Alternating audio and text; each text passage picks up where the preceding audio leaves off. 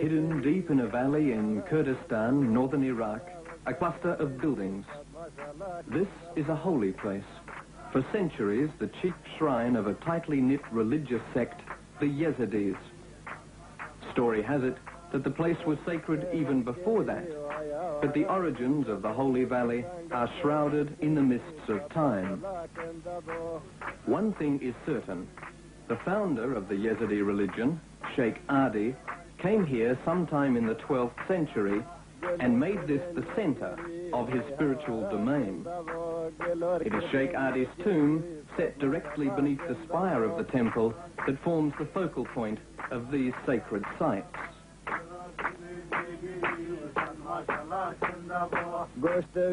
Around the temple, a jumble of dwellings nestles into the slopes of the surrounding hillside. Narrow cobbled streets, open plazas, and the smooth arches of covered walkways thread the whole together. For most of the year, the streets are empty, but the valley of Sheikh Adi is not forgotten.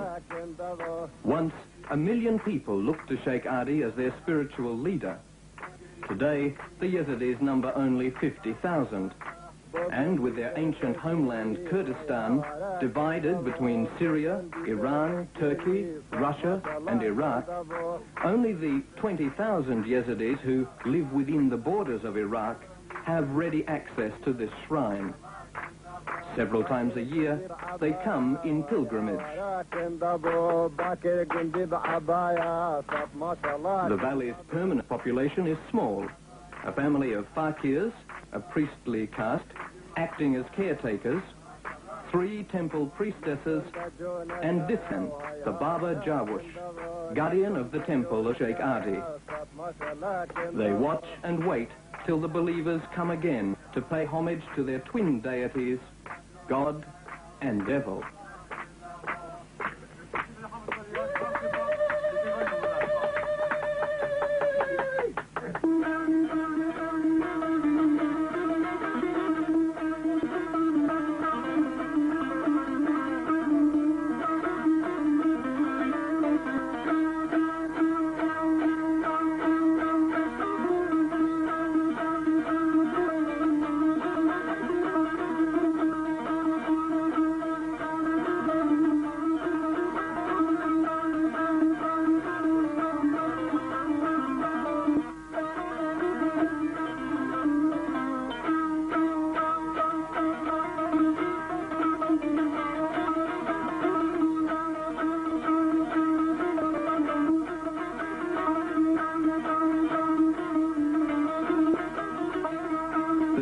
The pilgrimage, and the paths into the valley are thronged with pilgrims, rifles ever present, coming in their hundreds, walking barefoot over this sacred ground.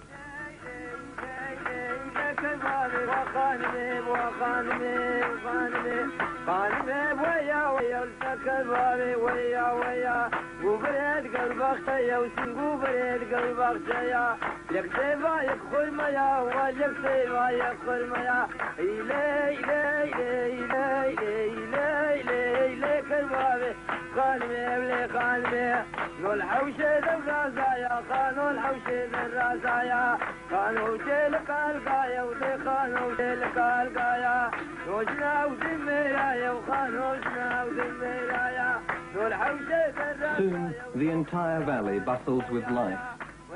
10 days of ceremonies lie ahead, and around the temple, the women folk busy themselves with the myriad chores of settling in their family groups.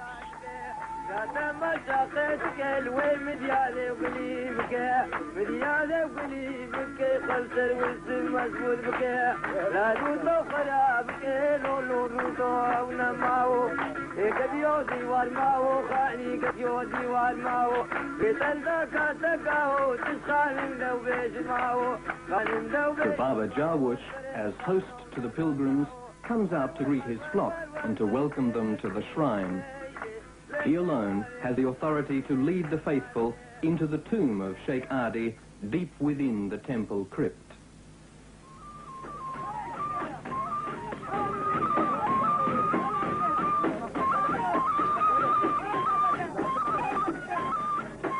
not long before the dancing begins, part religious ceremony, partly entertainment.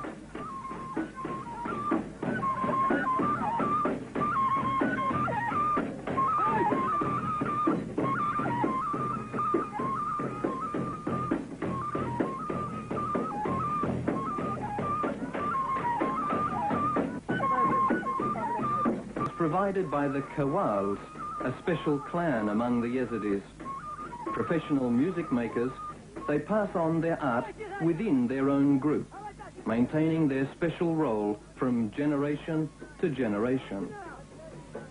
The coins then represent a kind of religious offering as well.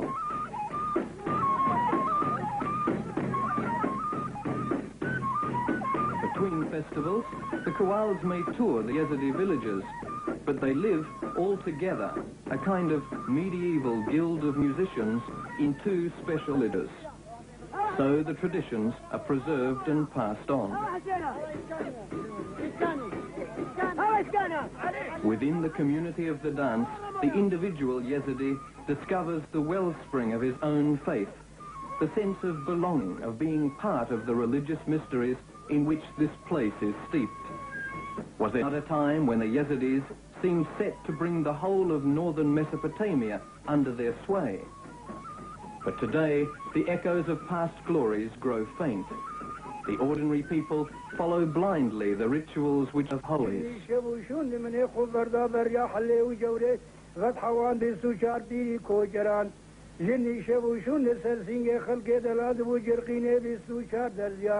Now the ceremonial will begin in earnest with the arrival of the head of the Yazidi sect, direct successor of Sheikh Adi, known as the Baba Chek. Through the crowd comes the Baba Chek retinue. At the rear, one carries in a sack the statuette of the sacred peacock. For surely it was as the beautiful peacock, king of birds, and not as a serpent, that the devil tempted Eve.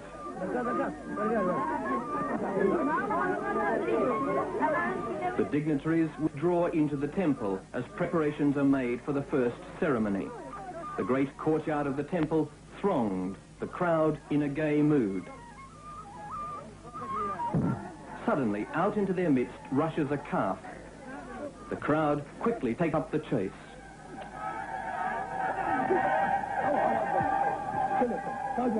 It is soon over.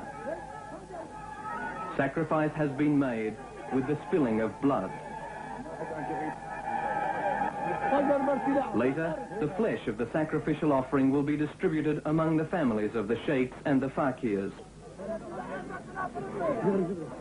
The sacrifice over, the pilgrims go through a ritual of decorating their headdresses with leaves and twigs broken from a grove of sacred trees.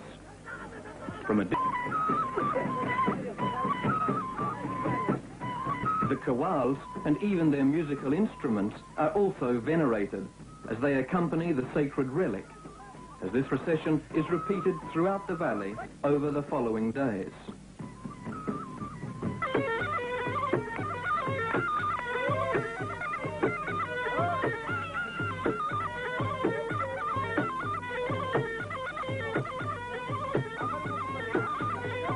By dawn of the 8th day, the religious element is much less evident. The dancing has spread out throughout the valley, with music provided now not by the kawals, but by ordinary performers.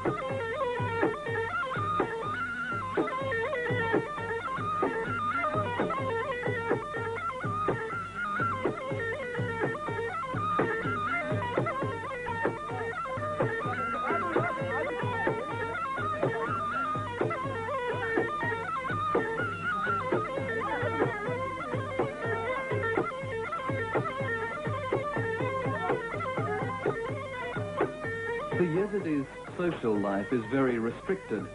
They may marry only within their own sect, and no one from outside may become a convert. Obviously then, the pilgrimage offers a rare occasion for these people coming from their isolated village communities to meet and mix and perhaps find a marriage partner.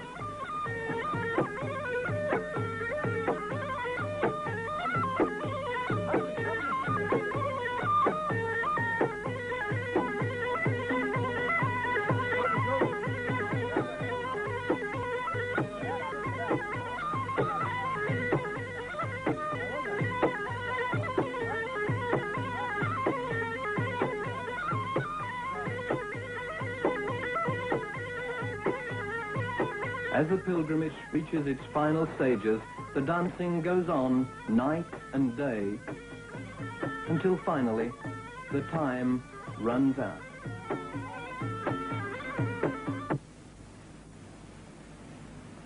After 10 days, the silence again settles over